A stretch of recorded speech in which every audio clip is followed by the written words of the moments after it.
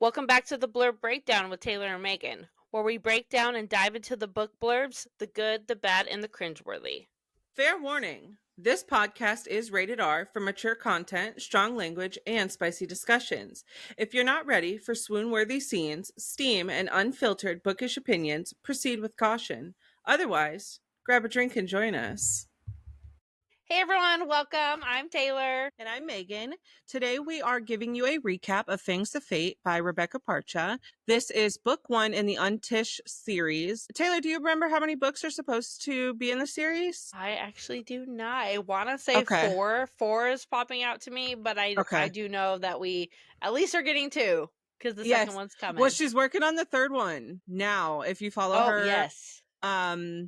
On social media, and if you guys catch this clip on Instagram, of course we'll tag her below, so definitely give her a follow because she's so sweet. I'm gonna pop out this blurb real quick and we'll get started. So, Fangs of Fate is a dark and twisty romantasy that sinks its teeth into political intrigue, forbidden magic, and slow burn desire. Tate, a vampire who only feeds on the wicked, finds herself forced into a vampire military after a reckless act lands her in hot water. When she's paired with Aether, deadly, charming, harboring secrets of his own, sparks fly and danger multiplies. As monstrous magic stirs and political tensions rise, Tate's past comes back to haunt her, especially in the form of Chance Dale, her ex-lover and the vampire president's son. Loyalties will be tested, lines will blur, and fate has fangs of its own. Now that you have the blurb, let's dive into this recap. All right. So we do start off with, obviously, in the very beginning, Tate is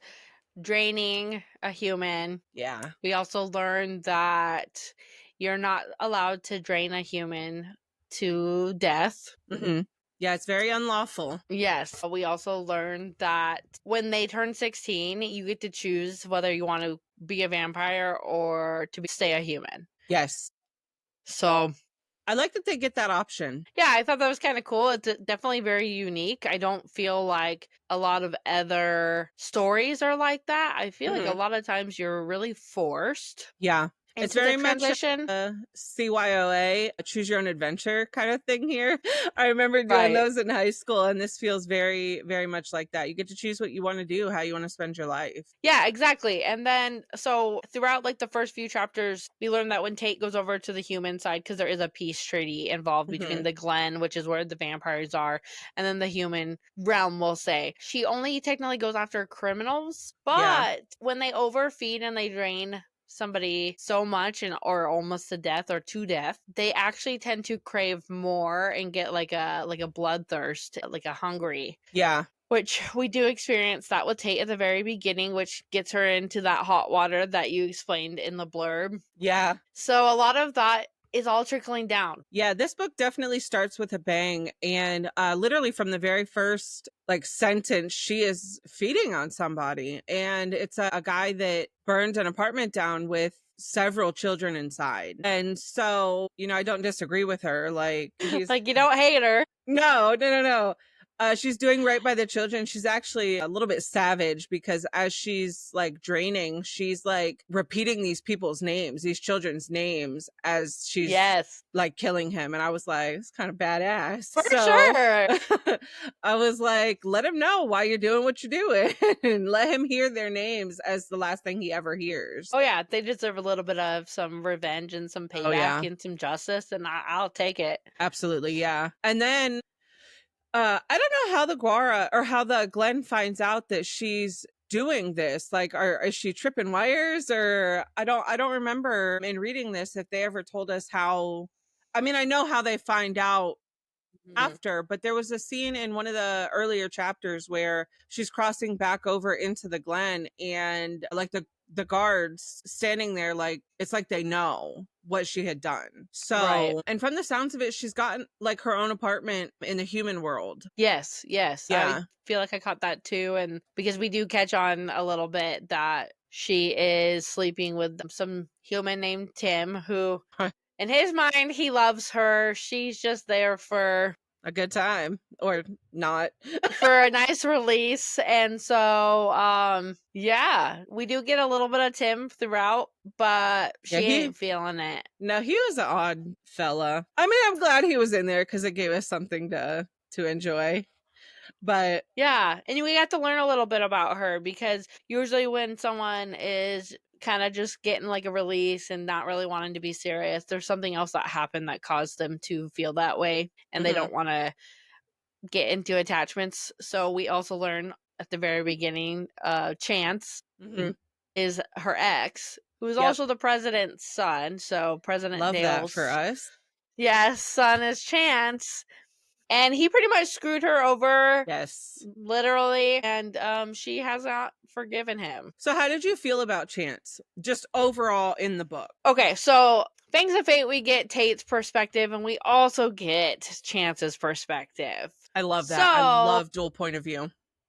I I as well, I did not expect necessarily that we were going to get Chance. When you read, the blurb, we hear about Aether, but Yeah, that was very unique. I was expecting his point of view. yeah, so I was pleasantly surprised. I had mixed feelings, because there were a lot of times throughout this book that you could tell Chance still really, really does care about Tate, like, a lot. Yes. Like, Yeah. he will break some rules for Tate. You find that later on when they travel using like this train system. Oh, yeah. So you do find out really just throughout, when we get his point of view and when she comes up, he still really cares about her. And so it Yeah. really does suck that we find out, he was basically distracting her and took her virginity the night that her mom was on trial, and ultimately they killed her mom.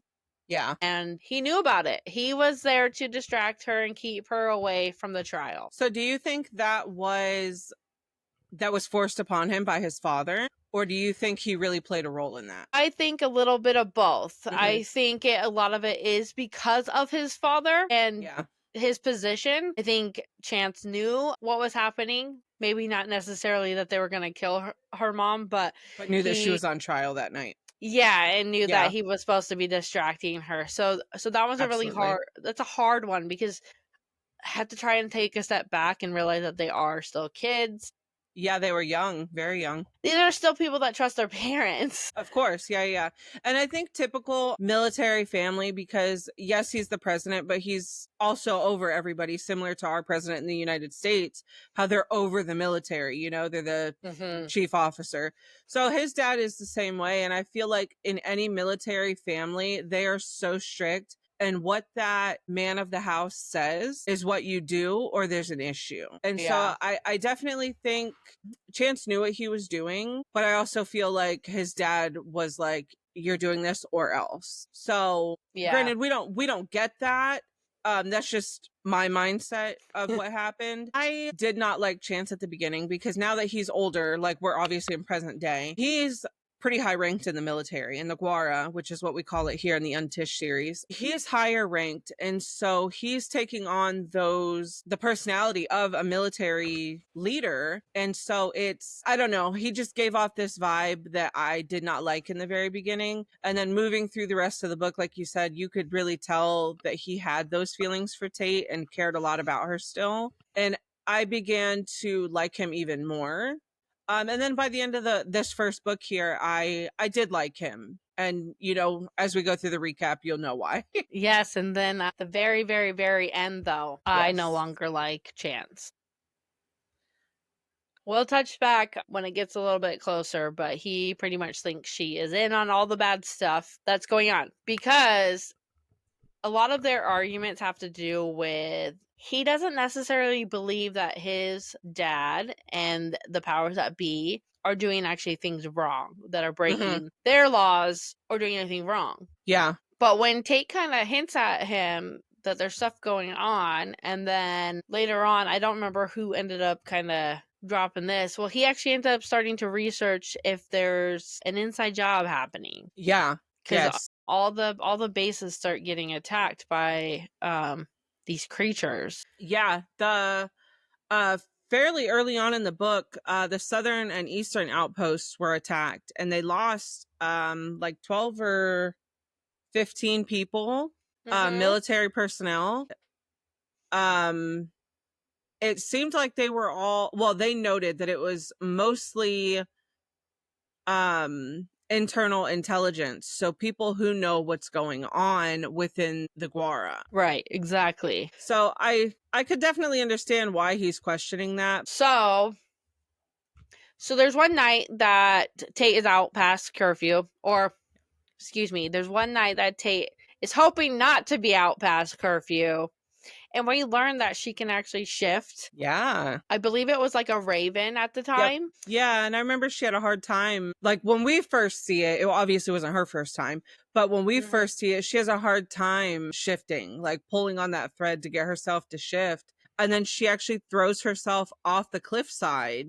And it's like, you know what? If you're not going to do it, I'm going to force you to do it. And she did. Yes. Yeah, and then I mean, I want to say she did have a hard time switching back, and then she ended up going through the forest on her way back home to the Glen, and she does run into Chance. This is our first Chance and Tate interaction we get. Yeah. And yeah, you could tell she definitely really ticked off at him. She does not want to talk to him. Oh, definitely. So she tried to blow him off. Yes. And so, I mean, he obviously kind of calls her out for a little bit being past curfew, but you could tell he's not necessarily wanting to like tattle on her. Right. So then we kind of get her home, and Fletch, who has been her caretaker since, her mom has passed, he's super drunk. Yep. And starts telling her some stuff about creatures and monsters and Untish. And this was not the first instance that we had seen Fletch talking about this kind of stuff. He was teaching the younger children about this stuff, about, oh, there used to be dragons and now they're gone because the dragons felt like we didn't need their protection anymore, so they fled. And then spilling secrets about they're interbreeded still and they're hiding in plain sight type of situation, which gives us a little insight on maybe what's to come in the rest of the series of like possible shifting, because if you're interbreeded but you're hiding in plain sight, you're obviously a human or a vampire. Right. So I'm really excited to see how Rebecca progresses with the series with that aspect. But we also found out that him teaching the little kids about this Untish tribe that supposedly is like folklore is forbidden. And so I'm sitting here like, why is it forbidden if it's not true? So we know it's true. Yeah. Okay, anyone reading this, we know. You know it's true. Yeah. Right off the bat, the way everything's lining up. Yeah. We know it's true. Like, the powers that be, the government is not going to tell you, you can't talk about this, it's illegal. Right. If they hide in something. So they're hiding something, and Fletch knows. And so he wants other people to know, hey, this is what I know, without actually saying this is what I know. Yes, like, don't turn a blind eye. They're leading you the wrong direction. Yeah. So, and it must be serious that, like, it's like, because sometimes there's things that you just don't talk about, but they've completely outlawed discussing this. So we know that it's very serious of what they're hiding. Yeah. And even reading just the first book, I don't think we know the extent of how serious it is. We're just getting the tip of the iceberg here in Fangs of Fate. Yeah, like, we don't know what all happened. We're starting to get some clues. We kind of have some ideas who the big key players are. I don't know if we've got the top. Yeah. I mean, we'll have to read to find out who the real key players are. But we do know that President Dale is definitely going to be one of them. Yes. So there's a later scene after Tate finds out that her best friend Shay is actually choosing to join the Gara, which is something that they both said that they would never do. Right. Like, Tate does not want to be a part of the Gara. Like, at all. She refuses. No, she actually gets super upset with Shay. Yeah, and I know that at 21 you're forced in unless you have another skill that is more useful somewhere else. Like, you have to serve. It's similar to like what are they called? A draft. Like, you have to go in unless you have a better skill somewhere. And Shay has a special skill, and it's coding. And she's like, I can use that elsewhere, which is why they were absolutely we don't have to go. We can do something else. But then the attacks happen on the outpost, and Shay's like, well, I do know coding, and it's these internal intelligence people that are being taken out, and they really need me. And so she's going, and Tate is pissed off. Oh, yeah. She felt very betrayed. Yeah, things are just not going Tate's way. You know, we know that Chance betrayed her. She feels that Shay has betrayed her. They had another friend too that had betrayed them, that they no Yeah. longer, that she no longer talks to. Yeah, she doesn't talk to Nora. Her name is Nora. So that is somebody else that they were all besties and they don't talk to anymore. Yeah. So at this point, Tate is just feeling all by herself. Yeah. I don't blame her. And then, you know, there's one night that she shows up at home and the place is just completely, nope, I messed up. Because she meets at Aether before that. Did you want to touch back on Fletch being drunk? Because I kind of interrupted you. Or did you say what you wanted to say? I think I said what I wanted to say on that. Chance and his new partner, Holland, which obviously since we get his internal thoughts, we know that he thinks she's fine and blah, blah, blah. So we have a little bit of Chance going back and forth between Holland and Tate. It's his partner, and they are traveling to the different outposts, and they do get attacked on the train by these creatures. And it's like, finally, Chance gets to see that these things are real. Yeah. I don't think he knows yet that that's what's attacking the other outposts, but something's definitely attacking everywhere. So he knows that, you know, it's not an internal job now. Yeah. Like, it's not, because that's what they were sending them out for, was to do intel to find out who in the Guara is spilling their secrets, essentially. They think it's another group of vampires, not the Glen, that's trying to attack. Right. So, like, throughout this, it's not that he goes to one attack, it's multiple attacks, and he gets to see what they're up against, because they lose a lot of people in every single attack, or others get hurt, and it is not pretty. They talk about, like, the claws and gross stuff. Yeah, and they're very hard to kill. And then throughout the book, you see that they're called seethings in the book, that they're like evolving. Yes. Every time you come in contact with them, they're a little bit different. They're a little bit bigger. They're walking different. Yes. And that is just wild to me, that like Rebecca did a really good job evolving these creatures throughout the book. Yeah, like we've noticed that there's different phases, and different evolutions. You know, like I think at one point there's like the 4-legged.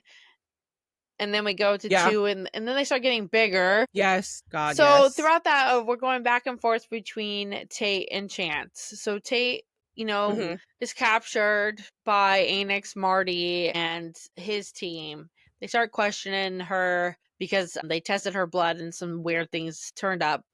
Yeah, she was trying to escape after she was told she had to go into the military, because remember, her and Shay were absolutely against it. So she's like, I'm getting the hell out of here. She's trying to get through the veil. That's when Marty finds her, and they are not nice. He is very much an asshole to her, and we do find out later that he doesn't want somebody like in their business and messing up their cause. Like, there's a cause, there's a reason, there's a battle, there's a war, and he doesn't want one single person messing it all up. And he was given the instructions by his higher up to get her. He doesn't know why, and he's pissed about it. Why are we involving her in this? So he's definitely not nice to her. They torture her a little bit, well, a lot. They actually set her on fire. Yeah. And they realize that it doesn't do anything to her. No. So this is where we're like, okay, so we know that she's a shifter. She's not supposed to be shifting. Yeah. She's hidden some of her blood. We know Fletch was keeping some secrets. Something's going on here. This has got to be the reason why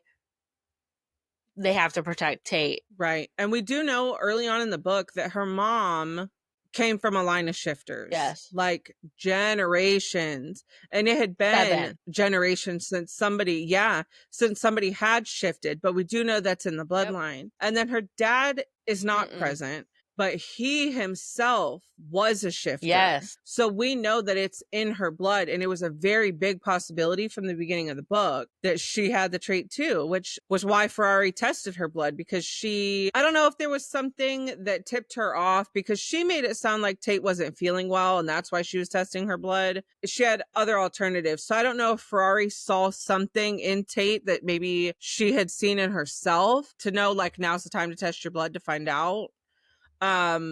That was a very And weird so that's that why, was a very weird experience. Kate did not wanna yeah. get tested. No, she thought she was Yeah. fine. Yeah, so she knew there were some secrets there. And so as we're Yes. traveling throughout the story with both sides being attacked, you know, we got Tate and Tate has now had to enter on the train to be sent out Yep. to With Marty. the southern outpost, right? Or most eastern. Sorry, she's sent out to the most eastern outpost. Annex Marty is also on the same path that she is on, along with, I want to say, is Jared and Vala. They are with Annex Marty. They are the Dokomos. So those are just the trainees in the military. So that would technically be So what same Tate. rank as Yes, Tate at this point. yeah. Tate would be the same rank. Yeah.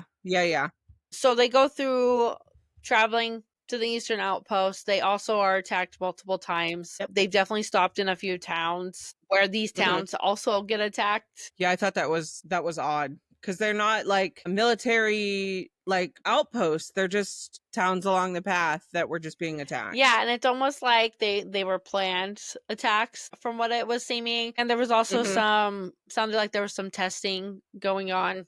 One of the towns that they're attacked, basically it gets to the point where it's so bad that we learned that Annex Marty is actually Aether, who is on the Untish side. And to save them, he turns into a dragon. Yes. Woo! I don't know about you, but I screamed a little bit. I was excited. I was like, woo! Because in reading this the very first time, it was very unexpected. Yeah. No, I was not expecting that.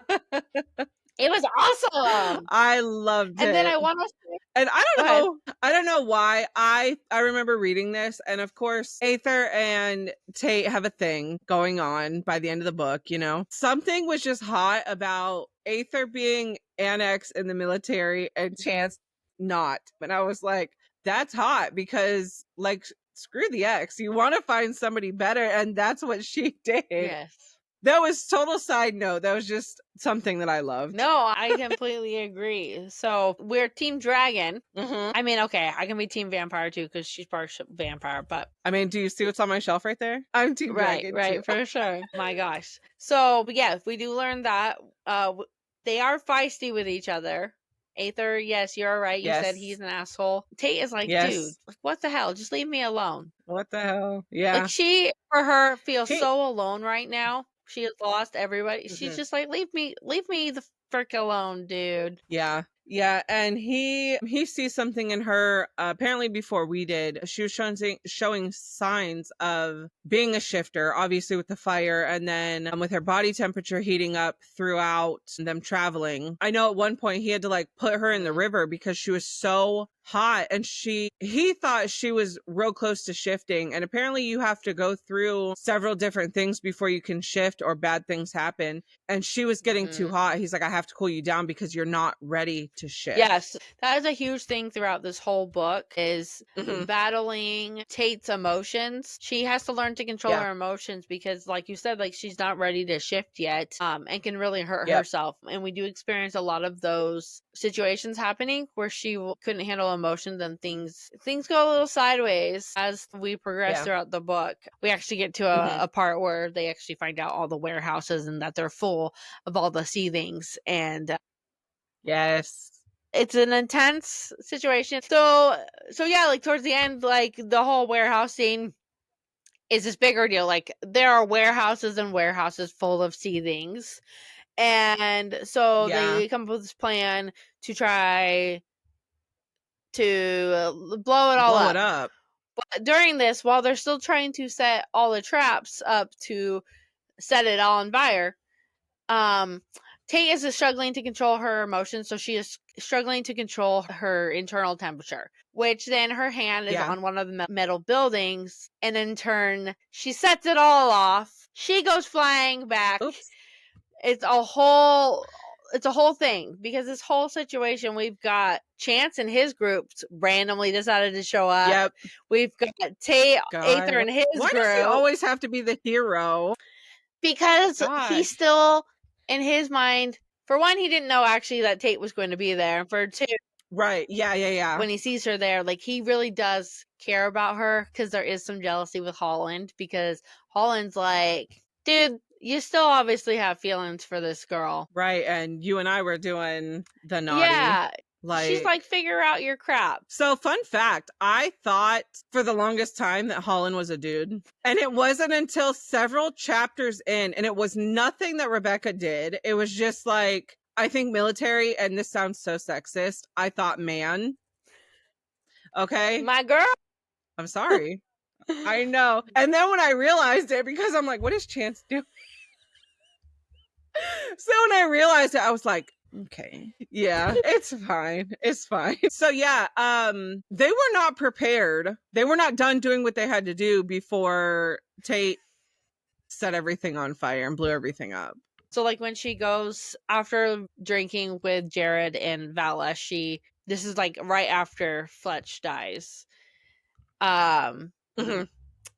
She goes down to the vineyard and finds Aether is down there, and she's blaming him a lot for Fletch, because in reality she was supposed to alert them once she found him, and she didn't. For her, it was already too late. She was captured. They tortured her to get information out of him, and so once Aether takes her back up to the room, he tries to get her to say like what was the last words that Fletch had said, because he's like, well, maybe there's some sort of code in there.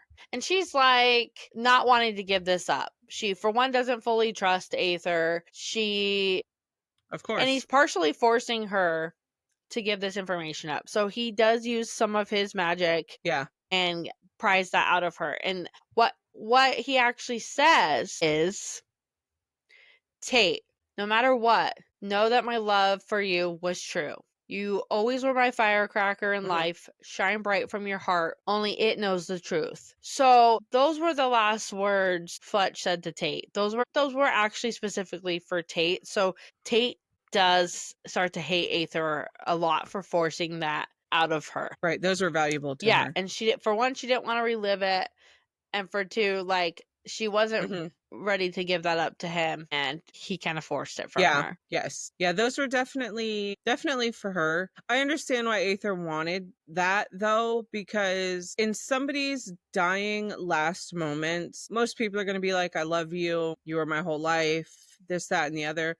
But I feel like what Fletch gave her was important for what was to come. Yeah, that was mainly, though, for her to realize that, because their last conversation was not a good one, and he wanted her to know that, like, he stuck around and really did love and care for her.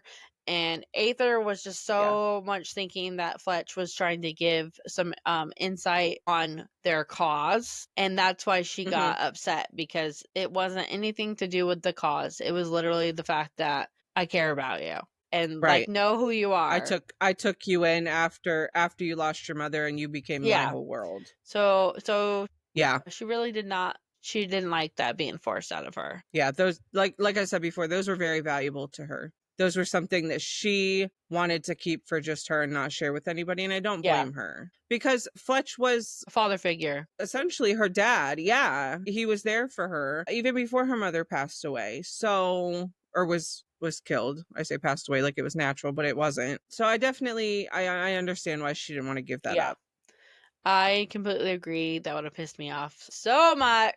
Yeah. Something that plays into the rest of the book that we didn't really touch on too much is, I think we mentioned Tim was a detective, but we didn't mention what he was looking into. He was looking into people that are going missing, like humans that are going missing. And it wasn't just random people. It was actually family lines that were going missing, like several people from the same family going missing. And so he was looking into that. And then we find out later in the book, we find those people and they're running this seething creature situation. And that's where they're going. They're going missing. They're being taken by these people and they're being turned into these seethings. Yeah, exactly. And that's when like he ends up telling her that they're both untish. And so this is when she's first learning that she's actually untish. Like obviously she knows that she has Yes. shifter, but they really kept a lot of that Yeah. stuff from everybody. So she doesn't have the information she needs. So she finds that out. Yeah. Well, and remember the whole time this is supposed to be some folklore BS according to the Glen.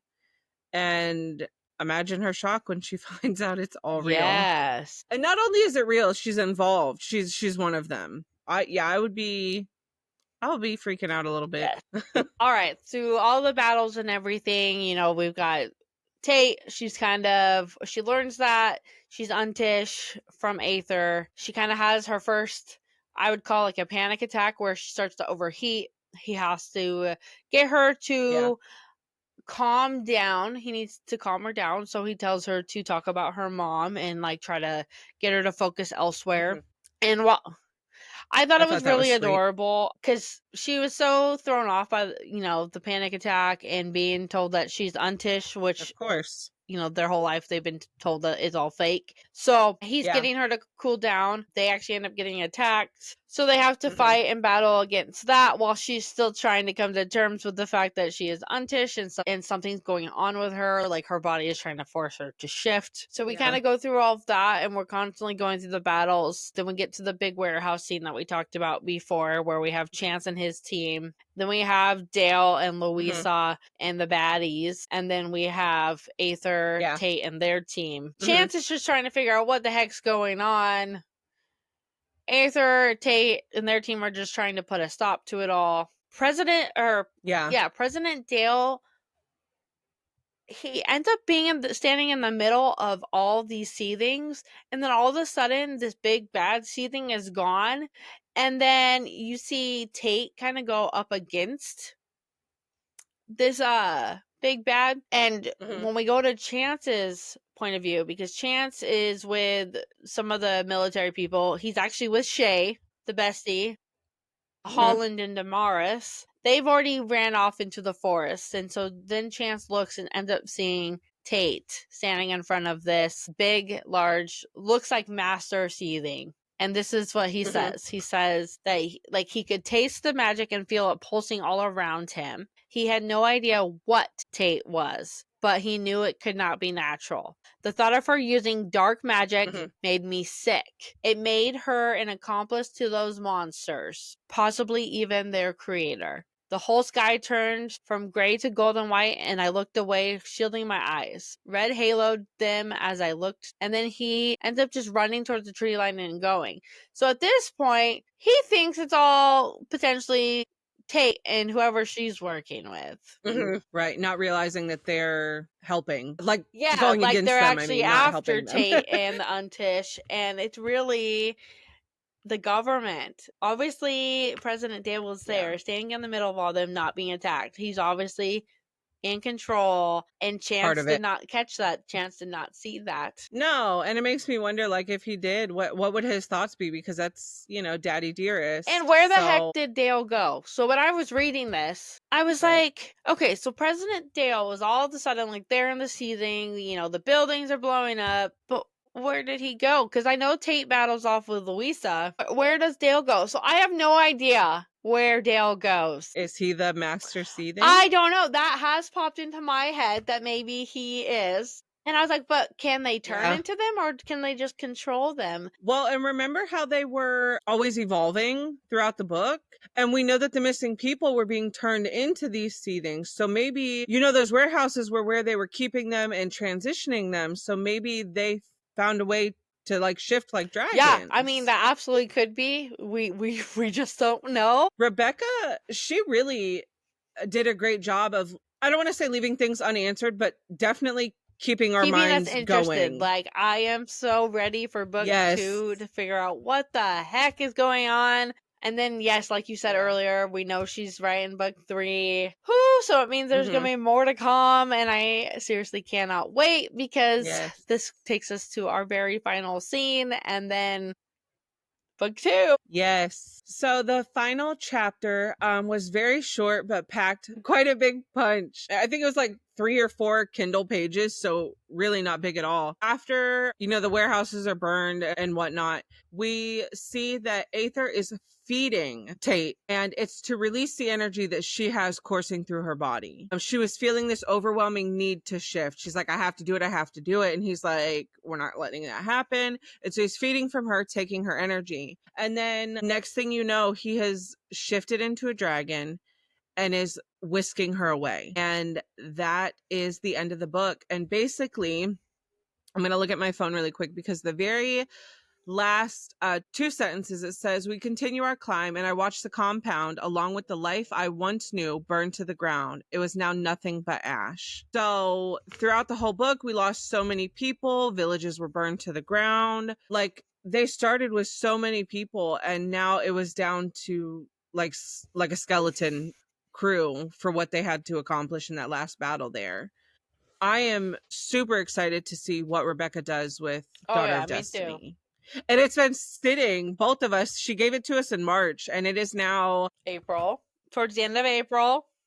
April what? April 19th. So we've been sitting on it because we wanted to give you guys watching this our raw reactions. So we're recording this, and in 2 weeks, we're actually going to be recording Daughter of Destiny after we read it. So I'm excited. So today we give you our recap on Fangs of Fate. Catch us next week. We will be starting our breakdown of Daughter of Destiny, and which is book 2 in the Untish series, and we will have our very first guest star, our bestie Morgan. She will be with us. She's reading also, so we're really excited to have her on, get her input, see what kind of thoughts and theories she has as compared to us. So we're really excited to have her. So definitely tune in because I promise you don't want to miss it. If it's anything compared to this book, it's going to be amazing and you guys are going to want to hear it.